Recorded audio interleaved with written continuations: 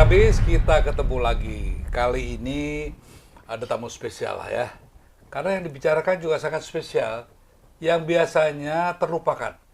Tapi sebenarnya sangat penting dan baru kelihatan penting ketika ada banjir. Ah, Ini Ibu Amanda Katili, seorang ahli di bidang lingkungan lah ya. Juga representatif. Apa tuh yang sama Al Gore tuh apa ya? The Climate Reality Project. Ya itulah tadi ya, kayak gitu ya. Di teman juga biasa seperti Mas Lukas Suarso. Begini Mbak ya, kita ini selalu setelah ada kejadian baru terperangah, ya kan? Kalau kita itu terbiasanya, karena memang senang negara apa nih? Negara apa dramanya tuh kebanyakan. Jadi yang senang tuh kalau OTT waktu baru gempar, ya kan? Oh ketangkap tangan tuh. Nah sekarang ini ada tangkap yang luar biasa nih. Tangkap loggingnya itu baru kelihatan setelah banjir tuh bawa ribuan Kayu, balok kayu. balokan. Dan kalau saya sering dengar bicara sama Mbak Amanda, itu bukan datang dari langit tuh ya, pasti logging tuh ya, pasti Illegal ada logging. nebang ya, dan nggak mungkin lah ditebang pakai goloknya Pak Manan tuh di sana pakai goloknya paling 1-2 ya, ini pasti sangat luar biasa, dan itu kan pasti ada yang mengizinkan ya Pak. Nah jadi gimana Pak, kalau saya sok tahu dulu, saya simpulkan nih. Jadi justru alam yang harus dilindungi oleh pemerintah siapapun orangnya itu. Justru saya bisa menyimpulkan jadi nggak enak perusakan lingkungan oleh penyelenggara negara. Nah ini gimana nih kok bisa terjadi? Apakah tidak ada warning dari lembaga internasional gitu ya? Atau sebetulnya sudah ada peraturannya, hukumnya, tapi ya dilanggar seenaknya. Gimana Mbak, kira-kira kok sampai terjadi seperti di Sumatera Utara nih ya? Ini luar biasa. Pertama-tama mungkin turut berduka cita dahulu untuk para Ya. korban. Semoga yang ditinggalkan tetap tabah. Dan kita semua seharusnya memang sudah sadar dari dahulu bahwa persoalan ini memang sudah masif. Alam itu sebenarnya mempunyai kemampuan untuk mengatasi berbagai masalah. Tetapi karena sudah terlalu besar apa yang dilakukan oleh siapapun juga, baik itu pengusaha, penyelenggara negara, atau siapapun yang berusaha menangguk keuntungan sebesar-besarnya, sehingga alam sudah tidak bisa lagi menampung.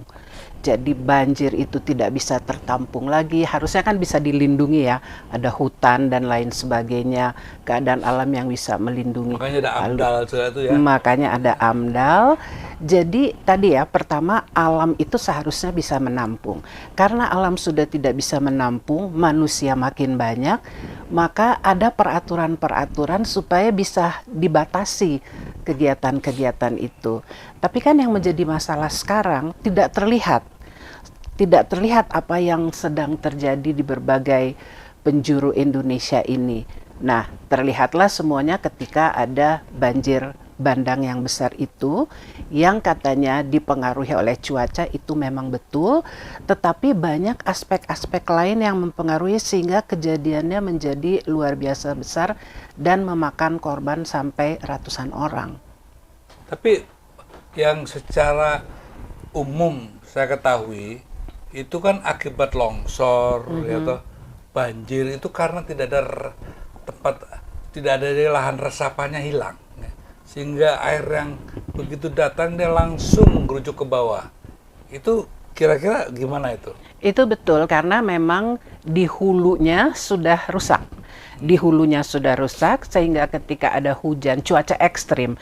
Nah, cuaca ekstrim ini kan disebabkan karena perubahan iklim.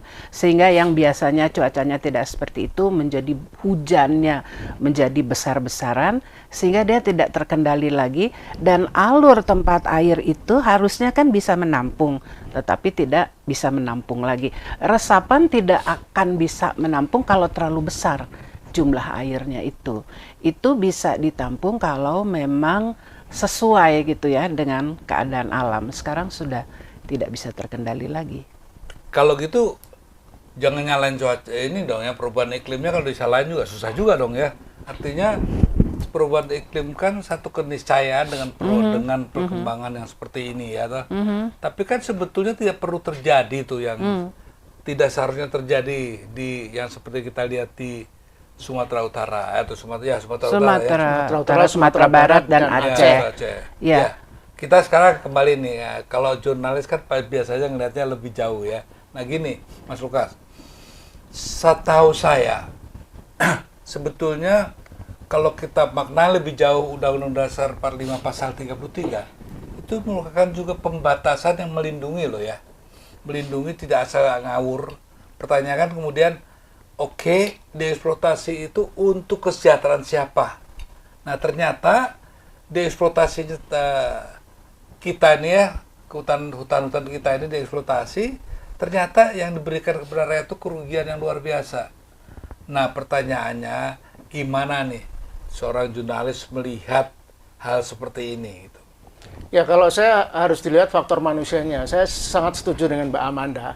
Alam itu punya mekanisme yang disebut bisa menyelesaikan persoalan. Yang disebut bencana alam itu kan sebenarnya ketika bencana alam itu menimpa manusia. Kalau tidak menimpa manusia tidak bencana alam, Mas.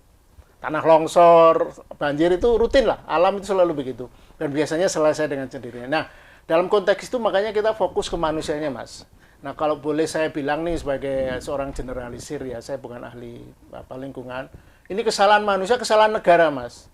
Ya, katakanlah supaya tidak jauh-jauh, 10 tahun ini Indonesia ini dikelola dengan gaya pembangunan yang merusak. Atau dalam referensi lingkungan itu destructive developmentalism. Jadi membangun dengan merusak, yaitu merusak alam.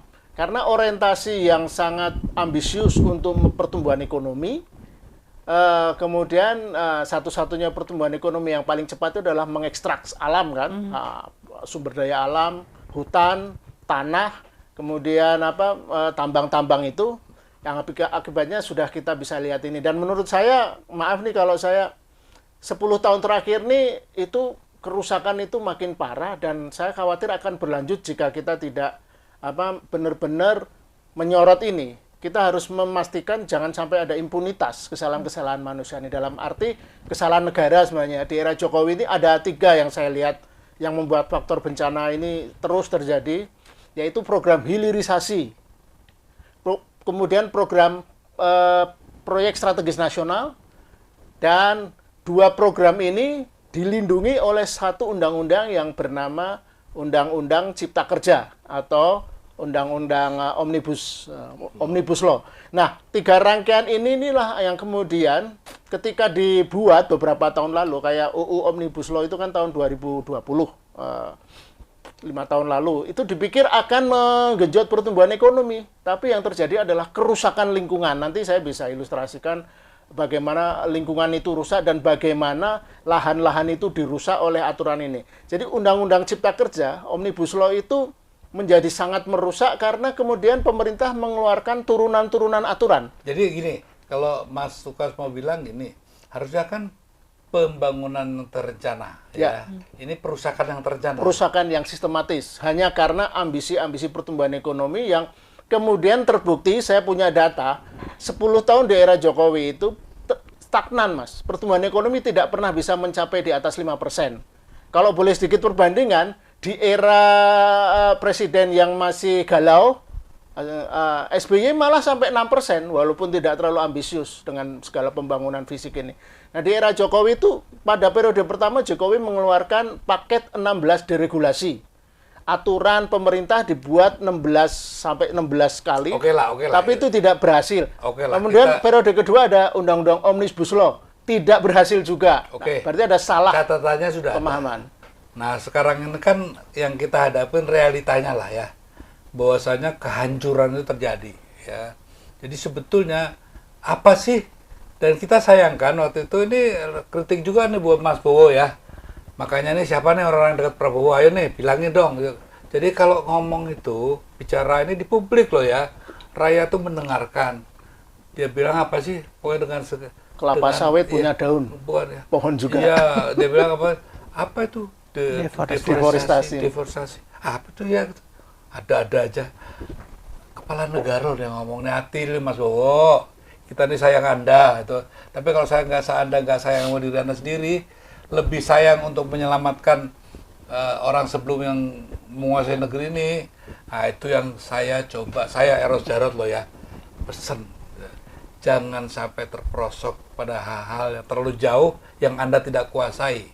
Jangan berlanjut. Iya, tanya nih, makanya nih bagus nih. Nih, Pak Manda dan Lismu nih, Pak Prabowo baca kek gitu ya. Biar apa? Biar jangan kalau bicara itu apa ya? Jangan begitulah sebagai kepala negara ya. Nah, itu nanti termul-termul kalau mau marah nih silakan ya toh. Tapi ini kan realita. Kalau memang sayang sama Pak Prabowo, bilangin dong ya, jangan begitu. Itu kan pembusukan yang luar biasa. Menurut saya justru pembusukan nih. Terjadi orang sekelilingnya membusukkan apa gimana sih? Masa ngomong begitu? Nah, jadi gimana Mbak Amanda nih kira-kira selama bergerak ini kan gimana sih perilaku pada para pejabatnya gimana sih sebetulnya terhadap rencana Anda yang saya lihat ini gencar kemana ke luar negeri itu sering bener pergi gitu ya. Nah gimana kira-kira kok di sini kok jadi kayak begini gitu loh. Kampanye lingkungan. Sebenarnya kuncinya itu, kata-kata kunci keywordsnya itu kan sudah bertahun-tahun digaungkan dari zaman beberapa pemerintahan sebelumnya. Pembangunan berkelanjutan. Pembangunan berkelanjutan itu kan membangun tetapi juga memperhatikan kepentingan generasi mendatang. Itu di banyak orang itu sudah paham tetapi penerapannya tidak ada. Kemudian setelah pembangunan berkelanjutan, sustainable development ada lagi kan tujuan pembangunan berkelanjutan. Ada 17 goal yang harus dicapai di seluruh dunia. Nah, lingkungan ini, lingkungan perubahan iklim, sustainability ini adalah masalah global. Jadi apa yang dilakukan di satu negara akan berdampak di negara lain, demikian juga sebaliknya. Sehingga memang solusinya itu harus secara global. Nah, pembangunan berkelanjutan, cara-caranya dan lain sebagainya itu sudah ada gitu ya dalam pembicaraan, dalam kebijakan dan lain sebagainya. Tetapi penegakannya masih kurang dan sense of responsibility baik para penyelenggara negara maupun dunia usaha itu mungkin masih harus lebih diperkuat. Kurang lah ya, sangat kurang ya. Karena saya tahu Mbak Amin ini orangnya sangat sopan gitu ya. Beda sama Mas Lukas langsung aja, saya juga begitu. Tapi begini loh Mbak Amin, ini kenyataan yang ada bahwa ternyata mengejar legacy gitu ya. Kan dia mengejar legacy 10 tahunnya kan ya jadi bapak infrastruktur, bangun lagi ya kan semua. Tapi yang dikorbankan adalah hal yang luar biasa. Sehingga pasal 33 Undang-Undang 45 pun diceburkan begitu saja ya. Tidak ada artinya. Karena yang diuntungkan bukan rakyat. Ini kenyataannya. Kira-kira kalau saya simpulkan dari kata apa yang dijelaskan Mas Lukas tadi, bisa nggak begitu? Iya, memang itu yang terjadi, Mas. Jadi ambisi mengejar jangka pendek, pertumbuhan ekonomi, biar punya legasi bapak infrastruktur, itu mengalahkan hampir semuanya, merusak lingkungan yang dampaknya ratusan tahun. Contoh paling kecil ini, Mas, kembali sedikit tadi ya, pemerintah mengeluarkan peraturan pemerintah nomor 18 2021, yang intinya adalah hak pengelolaan tanah. Ini salah satu penghancuran yang sistematik begini. Kan dengan peraturan pemerintah ini, untuk memancing investor bisa masuk, investor dijanjikan boleh mendapat izin mengolah lahan, menggunakan lahan sampai 90 tahun. Bahkan di IKN bisa 180 tahun. Tapi MK sudah di... Iya. Nah, ambisi-ambisi saat itu tidak berpikir jangka panjang. Indonesia aja belum 80 tahun, masa ngasih tanahnya ke investor asing sampai 100 tahun. Nah, aturan-aturan ini kemudian seolah memberikan keleluasaan untuk melakukan apa aja yang sudah kita dengar ya dari kasus Morowali dan juga ada bencana di Sumatera itu, betapa mereka itu kayak negara dalam negara. Itu istilah Syafri Samsudin ya, Menteri Pertahanan kita. Bahkan gubernur pun tidak boleh masuk di wilayah-wilayah itu. Bupati kalau ingin, karena begitu eksklusifnya, bahkan punya bandara sendiri yang sekarang jadi kontroversi. Karena itu tadi, jadi ini policy-policy yang berorientasi pendek ini tidak punya referensi, dan ini kan gaya-gaya pembangunan era feodalisme, era kolonialisme, Mas, kapitalisme barbar yang tahun abad 19, abad 18. Mestinya di era bagaimana iklim sekarang dikampanyekan, Kyoto Protocol, Brasil dan sebagainya, kok sekarang Indonesia masih memperlakukan tanahnya sendiri seperti tanah jajahan yang bisa dieksploitasi sedemikian rupa oleh investor-investor asing. Nah ini kalau saya boleh baru ngomong-ngomong gini ya, kok saya jadi pikir rupanya tuh mereka yang memberi gelar orang pemenang kedua dari OCC koruptor. Ya. Tokoh koruptor nomor 2 sedunia. Rupanya mungkin akumulasi dari apa yang dilakukan ini. Jadi sehingga menurut saya hal ini juga jangan sampai terulang lagi di kemudian hari gitu kan ya. Pak Prabowo nggak usah lah ngejar legacy, makmurkan aja rakyat kayak gitu, peliharalah lingkungan. Nah jadi kalau menurut Mbak Amanda itu yang terbaik dan seharusnya seperti apa sih? Kayak contohnya gini, oke, kalau dibilang pemerintah sendiri yang salah itu juga mungkin kurang lengkap ya. Ini juga kan pasti ada juga para pengusaha-pengusaha yang nyogok gitu kan ya. Nggak mungkin lah Mbak keluar izin itu kan karena ada yang mengeluarkan dan ada yang meminta. Nah, kira-kira bisa nggak kita kampanyekan sekarang bahwa ada kejahatan lingkungan ini harus menjadi satu topik baru lagi ya. Kejahatan lingkungan sangat serius ternyata ya. Ini terbukti, cobalah teman-teman yang sekarang sedang mengalami banjir secara langsung tuh ya, membuat petisi besar-besaran ya bahwa kejahatan lingkungan harus ditindak gitu. Kira-kira gimana Mbak? Jadi memang untuk menyikapi itu semua, saya selalu mencoba melihat akar permasalahannya apa. Kita bisa melihat dari sisi individu, orang per orang apa yang bisa kita lakukan. Kemudian level berikutnya itu organisasi, perusahaan. Dan level tertinggi itu adalah pemerintah karena mereka keluar dengan kebijakan. Itu yang akan bisa memberikan dampak lebih besar untuk mengatasi berbagai macam permasalahan. Sehingga saya setuju dengan kampanye. Kampanye itu karena memang salah satu cara yang ampuh untuk merubah perilaku. Jadi 3 level ini harus dipegang. Jadi mungkin 3 yang tadi saya katakan, individu, organisasi, perusahaan, dan juga pemerintah sebagai pemegang kebijakan. Tapi lagi-lagi melihat underlying issue, dasarnya itu kita harus mempunyai mindset atau pola pikir yang menunjang. Kita menguasai semua permasalahan teknis, tapi kalau pola pikirnya itu tidak menunjang, percuma itu semua. Nah, apa contohnya pola pikir? Harus memahami masalah apa sih yang terjadi, keadaan lingkungan itu harus dipahami. Mungkin yang salah mengambil keputusan atau yang ada tidak tertib administrasi tidak memahami masalah lingkungan. Kemudian yang kedua, harus memahami bahwa semuanya saling terkait. Sistem semuanya saling terkait. Di hulu akan terjadi dampak di hilir dan lain sebagainya. Ini ada 4 ya. Yang ketiga adalah ternyata harus punya kecerdasan emosional. Ini mungkin yang kacau-kacau itu mungkin kecerdasan emosionalnya rada kurang. Lalu yang terakhir, yang terakhir adalah kecerdasan spiritual. Nah, insya Allah kalau 4-4-nya itu sudah dimiliki oleh para pengambil keputusan, ketika mengambil keputusan mereka akan melihat apakah ini mempunyai pengaruh baik pada manusia sekelilingnya, pada masyarakat dan juga pada alam sekitar. Jadi kalau menurut saya dilihat semuanya ya, kalau istilah saya ke Mas Eros, holistic picture-nya itu bagaimana, gambaran holistiknya itu seperti apa? Ya, jadi kalau memang gitu loh Mas Lukas, ya susah. Kalau kita, contohnya gini, kalau mau diambil lagi ini tanggung jawabnya sama Pak Prabowo, biar saya yang bertanggung jawab atas seluruh banjir ini gitu kan ya. Atau kita secara terbuka ya, siapa sebetulnya? Siapa yang paling bertanggung jawab harus ada dong ya, jangan cuma lepas-lepas saja. Tidak usah diribut-ributkan, itu biar saya nanti bertanggung jawab, nggak bisa gitulah gitu.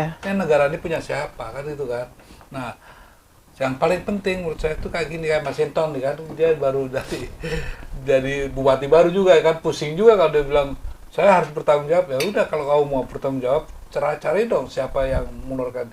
Kalau Bobi juga, nih Bobi ini yang gubernur Sumatera Utara, cari dong siapa yang bertanggung jawab ya. Nah, dalam hal ini makanya akan lebih baik gitu kan kalau kita sekarang mencari sumber sesungguhnya apa sih, masalah sesungguhnya. Kalau yang sudah terjadi kita bicarakan percuma ya. Tapi kalau kita carikan solusinya.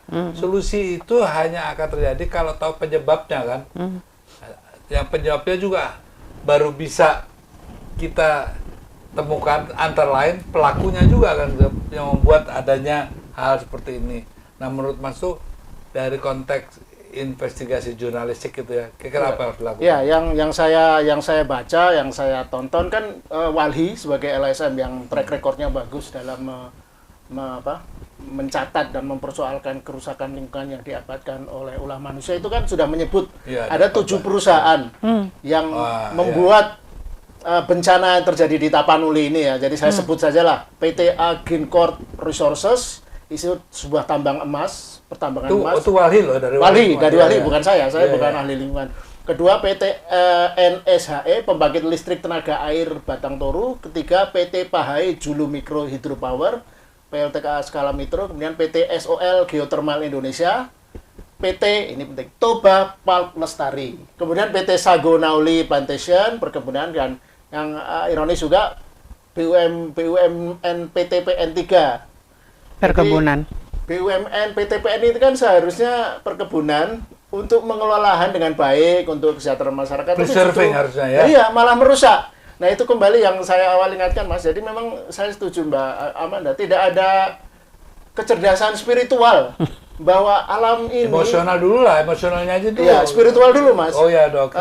Kecerdasan spiritualnya tidak ada, bahwa alam itu bagian inherent dari kehidupan. Kita kan hidup dari alam. Kita makan nasi, makan buah dan sebagainya. Kalau itu dirusak, kita nanti yang sudah terjadi kan hewan, Mas. Gara-gara kerusakan itu, hewan yang tergantung alam pada ikut mati gitu. Dan kita tunggu waktu saja ini nanti. Kita akan juga dan sekarang masyarakat yang terjadi di daerah bencana itu menjarah.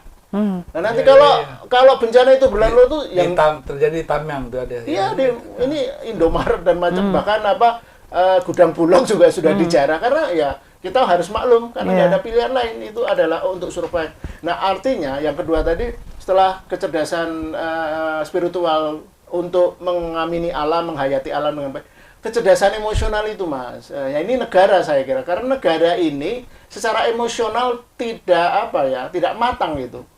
Berambisi memperkaya pertumbuhan ekonomi kan sebenarnya harus diakui lah, memperkaya diri sendiri juga, Mas. Kayak PT Toba Pulp Lestari kan, saya baru baca juga itu kekayaan, maaf nih Pak Luhut ya, kekayaan Luhut. Nggak usah maaf. Oh, saya baca kemarin kekayaan Luhut dalam setahun nambah hampir 200-300 miliar, penambahannya hanya menambah. Jadi total kekayaannya ada yang menduga sekitar 200 triliun. Tapi yang datanya ada, saya baca dari. Tapi yang diakui di LKHPN, laporan kekayaan itu hanya diakui 1,2 triliun. Jadi begini, kalau memang ini datanya kok Pak Prabowo, Anda kan selalu bilang gitu, kita sama seumuran loh ya. saya akan sikat gitu tanpa pandang bulu. Nah, jangan kalau bulunya Pak LBP lain, nah, saya nggak, saya biarin aja lah ya. Saya rasa kok bulunya Pak LBP itu sama kita ya. Ya tolonglah Pak Presiden. Jadi tolonglah di kata dan perbuatan itu tunjukkan kepada rakyat Indonesia. Mulailah dari Toba ini, ya toh. Mulailah yang sederhana, kelihatan udah nyata. Ya figur kan? dewan semua nyata. Kemudian di Porowali juga nyata, gitu kan. Mulailah, jangan katanya tidak peduli dengan jenderal-jenderal, ayo tuh sana jenderal semua tuh sana. Jadi biar apa? Biar kita melindungi presiden kita ini jangan sampai kayak badut gitu ya. Kita harus membuat dia berwibawa dong ya. Kita bicara begini kan inginnya dia berwibawa. Jangan nanti pembantu-pembantunya malah jorokin dia. Jadi kayak mainan gitu kan. Ini kan semua karena informasi bisa kurang loh ya. Jadi jangan juga kita selalu karena sentimen sama Pak Prabowo langsung, dasarnya omong-omong aja. Kita harus fair lah ya. Bahwa masukan juga penting. Kan seorang presiden tidak mungkin tahu semuanya. Harus ada. Nah, tapi kalau udah data diberikan, kasus diberikan, hal-hal yang diperlukan untuk tahu sesungguhnya diberikan, terus ngomong lain lagi, ya memang, ya sudahlah. Memang rasanya kok ya, tinggal tunggu waktu, the time will come gitu. Ironisnya kalau kita ngunjingin Lord Luhut ini Bang, dia itu kan sekarang di Dewan Ekonomi Nasional. Jadi dia duduk di pemerintahan, tapi sebenarnya dia the culprit, orang yang bisa disebut melakukan kejahatan lingkungan. Dan ini orang harus dipersoalkan dulu kalau negara ini mau belajar dari kesalahannya. Oke, kalau soal ini bukan wilayahnya Mbak Amanda deh ya, tapi wilayah Mbak Amanda itu gimana sih dari sisi taruhlah mungkin ini terlalu long term project ya, from the education ya, kan kalau lihat begitu artinya kayaknya kurang apa tadi emosional, spiritual segala kan itu kan pada education juga pada akhirnya. Kira-kira ya, Anda kan pegiat lingkungan ya, untuk mengangkat ya awareness ini melalui pendidikan kira-kira gimana? Ini dasarnya dahulu ya, ada wawancara antara Prince William dengan Sir David Attenborough. Sir David Attenborough itu kan pembuat dokumenter film-film alam. Usianya sudah hampir 100 tahun, 90 tahun lebih. Nah, lalu si Prince William ini bertanya di World Economic Forum, kenapa pemimpin-pemimpin sekarang itu sangat lamban kalau mengambil keputusan terkait lingkungan, perubahan iklim, dan lain sebagainya. Karena masalahnya kan masalah global, sehingga para pengambil keputusan, para pemimpin negara harus juga ikut terlibat. Tapi kenapa lama sekali persoalan terus-menerus berulang? Lalu Sir David Attenborough mengatakan, they're not connected to nature. Mereka sudah tidak terkoneksi dengan alam, sudah lepas, terlalu sibuk dengan gadget, dengan pesawat, dengan laboratorium, laptop, dan lain sebagainya.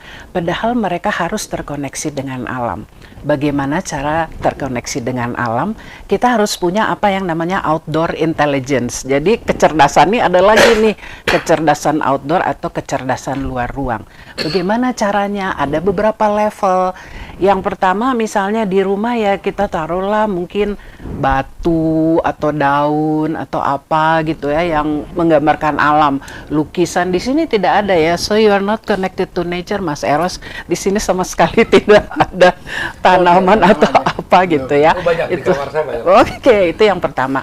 Yang kedua, bagaimana kita terkoneksi dengan alam? Kita keluar saja melihat di luar atau nonton film-film alam gitu kan, Net Geo dan lain sebagainya.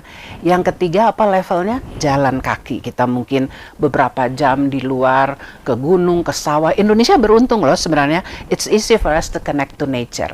Nah, yang tingkat paling atas itu adalah kita jalan yang seperti spiritual. Kalau agama Islam sa'i, safa, marwah. Kalau yang agama lain itu ada El Camino Santiago, jadi jalan ziarah dan lain sebagainya. Jadi itu level-level yang kita bisa meningkatkan outdoor intelligence. Itu dulu, terkoneksi dulu kita dengan alam, baru kita belajar lagi hal-hal lain yang terkait dengan lingkungan. Usulannya gitu emang jauh banget ya. Soalnya apa? Apa yang dimintakan atau tawarkan oleh Pak Manda ini nggak ngasilin duit itu. Gitu. Kadang kan yang mau bangun legacy kan yang penting satu gitu. Harus ada nyata dibangun gitu kan. Kalaupun dikorban aja nggak apa, yang penting pada saat saya merintah ya terjadi semuanya. Bahwasanya akibat yang ditinggalkan setelah itu dunia kiamat bukan urusan saya. Bukan urusan saya. Ini kan mental juga Pak, bahwasanya mental korup itu ya memang harus juga jadi perhatian. Nah, menurut coba deh dengan viewers ya, kira-kira gimana nih? Ya, saya sangat setuju dengan pesan wisdom dari Mbak Amanda ini. Karena itu sangat betul, Mas. Dan itu salah satu yang pemerintah lalai 11 tahun terakhir ini. Lalai, bukan hanya lalai, pemerintah bukan lalai mendidik masyarakatnya agar cinta lingkungan, tapi pemerintahnya sendiri malah ikut merusak lingkungan. Jadi saya ingat jargon yang di jargon politik, Jokowi tidak punya beban masa lalu, betul.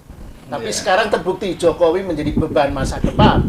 Sekarang meninggalkan masa lalu yang gini ya. Yang paling menyedihkan, ironis adalah ini jangan sampai berlanjut ini.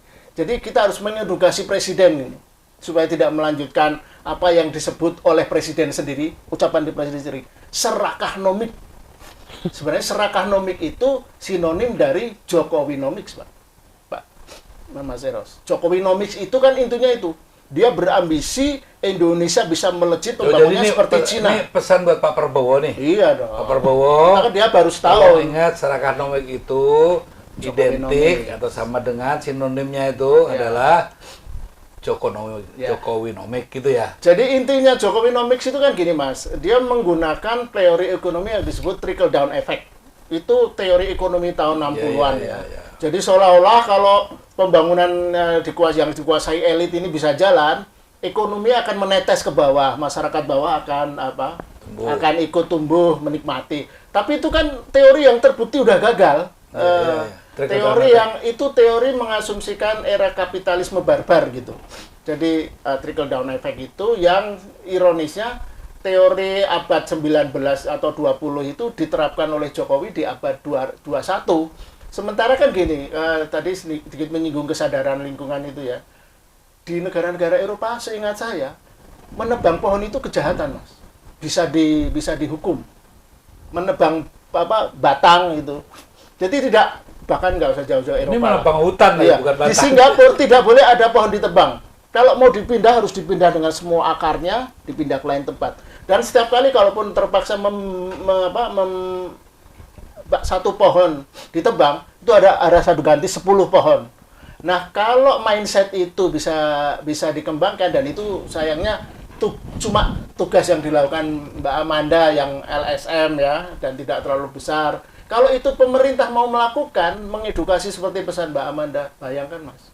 Dan ekonomi ke depan tidak ada pilihan lain. Ekonomi yang harus sadar lingkungan, cinta pada lingkungan, cinta pohon, tanah, hutan, dan sebagainya. Ya udah, pesan saya terakhir dari forum ini, diskusi kita. Podcast.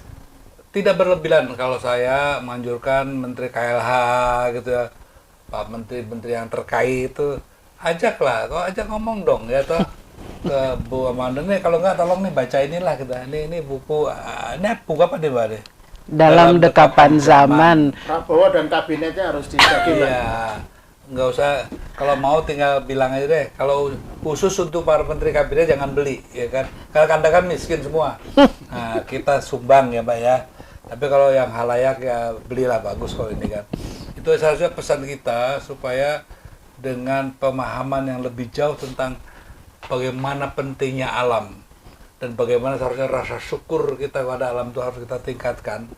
Itu tujuan kita bicara pagi ini. Boleh 1 menit Pak. Silakan. Jadi intinya yang Jokowinomics yang kemudian disinonimkan serakanomik itu kan yang menjadi sumber dari segala kejahatan ini. Kemudian praktek mafia oligarki itu Mas. Dan itu semuanya seluman-selumun nih. Undang-undang, aturan dibuat hanya agar para segelintir elit oligarki ini bisa mempercepat, memperkaya diri dengan merusak alam. Ya, itu makanya Saya juga boleh ya, setengah menit. Tidak semua gloom and doom ya, tidak semua jelek. Dalam arti kata kita harus punya hope, kita harus punya harapan untuk masa depan. Karena kalau kita tidak punya harapan ya udahlah, apapun yang terjadi kita harus punya semangat untuk generasi ke depan. ya, kalau saya harapan itu tidak boleh lepas dari realita, ya kan? Jadi gini, kalau realita yang seperti ini emang nggak ada harapan. Makanya untuk menumbuhkan harapan, bangunlah realita yang benar gitu. Jadi kita minta dalam konteks ini Pak Prabowo ya, cobalah tegaslah terhadap, ternyata pelajari lagi undang-undang yang sebetulnya ya dipersiapkan untuk merampok kekayaan alam kita ya untuk segelintir atau beberapa kelompok ya, kelompok dagang ataupun apa namanya ya. Itu yang kita tidak inginkan supaya harapan itu tumbuh gitu loh Pak ya. Jadi saya setuju, to preserve nature is the duty of setiap orang, bukan hanya pemerintah, tapi kita juga. Jadi kita juga yang ngomong ya bisa ngomong aja lah, kita juga harus ikut bersama merawat alam. Itu aja yang bisa kita sampaikan. Mudah-mudahan kita juga tidak akan mengalami lagi lah hal seperti di Sumatera Utara, dan kita turut berduka cita yang sedalam-dalamnya, dan apapun yang bisa kita lakukan saudara-saudara di seluruh Indonesia, kita bersama-sama lah, bahwa sakitnya mereka adalah sakit kita, duka mereka adalah duka kita, Tapi kejahatan itu bukan milik kita. Ya. Itu kejahatan dilakukan oleh segelintir orang. politik Dan mulai hari ini kita harus berdengungkan dengan namanya tadi apa tuh? Kejahatan lingkungan, ya. Ya. Kejahatan lingkungan sudah harus menjadi topik yang juga jangan disederhanakan dan jangan tidak dibicarakan. Itu aja ya Mas Sukasa. Terima kasih Mbak Manda. Mudah-mudahan omongan kita ini berguna. Sampai jumpa lagi dalam Bongkar Abis yang akan datang. Jangan lupa subscribe, komentar. Ya, jangan lupa subscribe dan Bunyikan lonceng. terserah lah pokoknya. Gitu. Oke, mereka.